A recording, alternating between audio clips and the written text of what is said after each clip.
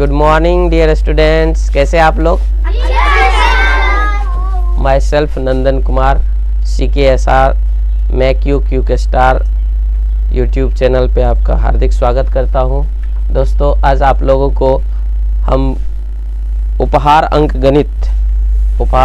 गणित पढ़ाने जा रहे हैं, जिसका चैप्टर नंबर 1 आज हम लोग स्टार्ट किए हैं। उसमें पहले जो फार्मूला वाला सूत्र है, उसमें बीज गणित के कुछ फार्मूले हैं, उसको हम लोग देख लेते हैं। बीज गणित का फार्मूला है पहला, देखिए गुना से संबंधित फार्मूला है। आप लोग ये पहले से भी जान रहे होंगे, गुना से संबंधित। और गुना से संबंधित में सबसे पहले आप बताइए कि अगर A रहेगा और गुना B रहेगा तो बराबर क्या होगा।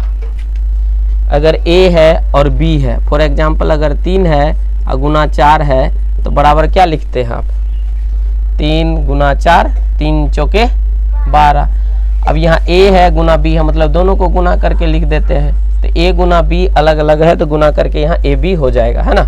एग्जाम्पल के लिए आप जैसे 3 गुना 4 है तो बराबर 12 हो जाता है।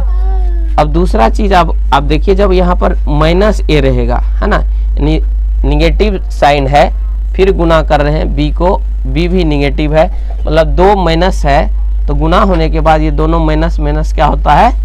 प्लस। तो प्लस लिखा नहीं जाता, इसलिए AB लिख देते हैं सिर्फ। जैसे -3 है और गुना -4 करेंगे तो बराबर क्या हो जाएगा बताइए तो?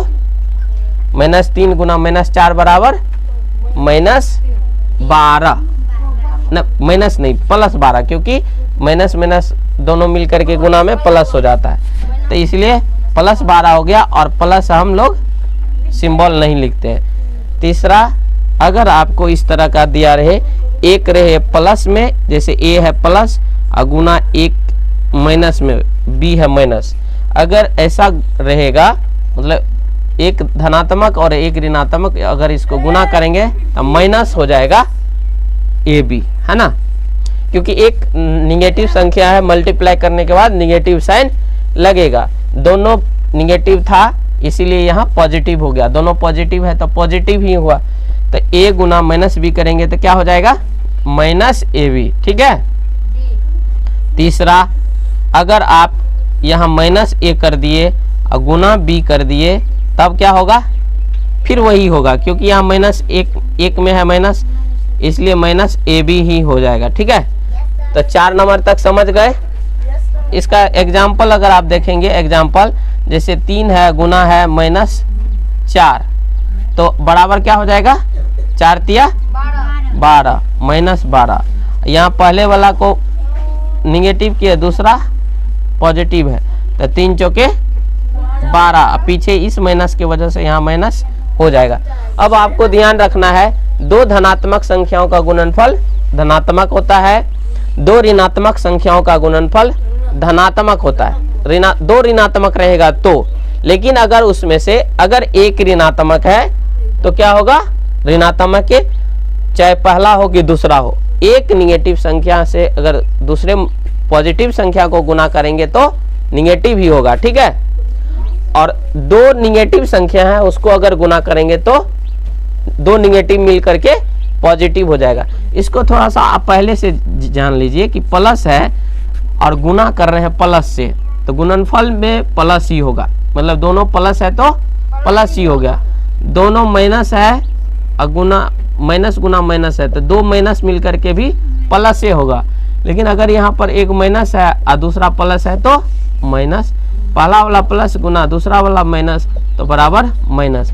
ये शॉर्ट में आप इसको भी याद रख सकते हैं। 2 धनात्मक संख्या को गुना करेंगे तो धनात्मक होगा, 2 ऋणात्मक संख्या को गुना करेंगे तो ऋणात्मक होगा, एक ऋणात्मक दूसरा धनात्मक संख्या को गुना करेंगे तो ऋणात्मक होगा, एक पहला धनात्मक दूसरा ऋणात्मक गुना करेंगे तो ऋणात्मक ही होगा।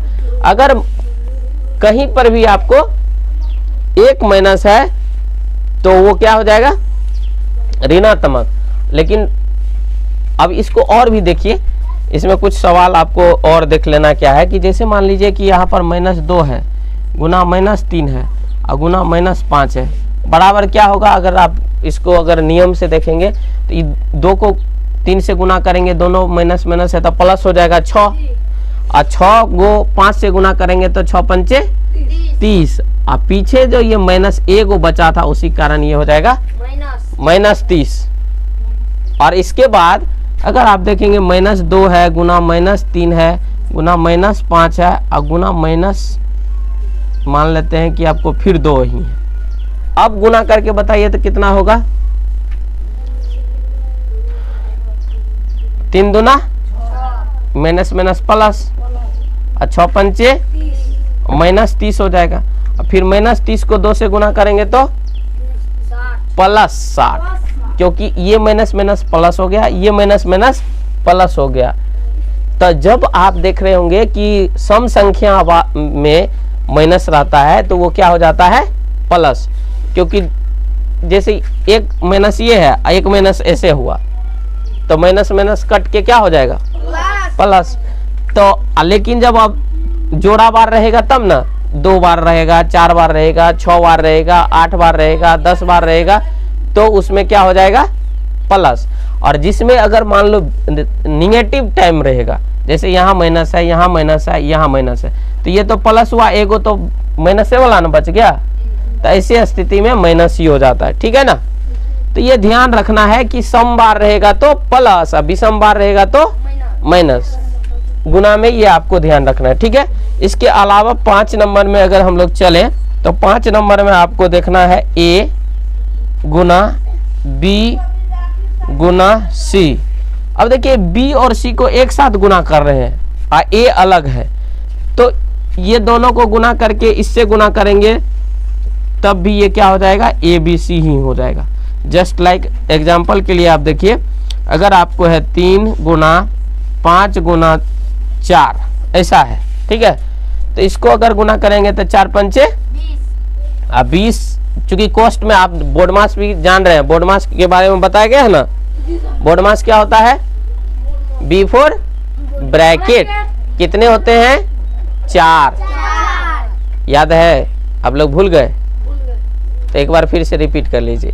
बिफोर ब्रैकेट, ब्रैकेट है 4, पहला होता है रेखा कोष्ठ जिसको विनिकुलम इंग्लिश में बोलते हैं, इस तरह का लाइन वाला, है ना। फिर दूसरा ब्रैकेट क्या होता है? छोटी कोष्ठ, ये वाला, है ना। इसके बाद क्या होता है? मंझली कोष्ठ, और फिर क्या होता है? बड़ी कोष्ठ। सबसे पहले रेखा कोष्ठ ये वाला, फिर छोटी कोष्ठ, मंझली कोष्ठ और बड़ी कोष्ठ। ये कोष्ठ की क्रिया में सबसे पहले किस कोष्ठ की क्रिया करते हैं? रेखा कोष्ठ। उसके बाद छोटी कोष्ठ, फिर बाद में मतलब सबसे बाद में बड़ी कोष्ठ की क्रिया करते हैं। तो यहाँ पर आप बताइए कि इसको पहले करें कि इसको करें। तो पहले छोटी कोष्ठ की क्रिया करते हैं, यहाँ पर छोटी कोष्ठ ही है तो 4 पंचे 20, 20 गुना 3 करेंगे तो 60। तो ये 60 हो गया आपका आंसर, बुझे कि नहीं? इस तरीके से अब दूसरा देखिए, जैसे आपको मिटाएं, यहाँ लिखे, यहाँ दिखेगा,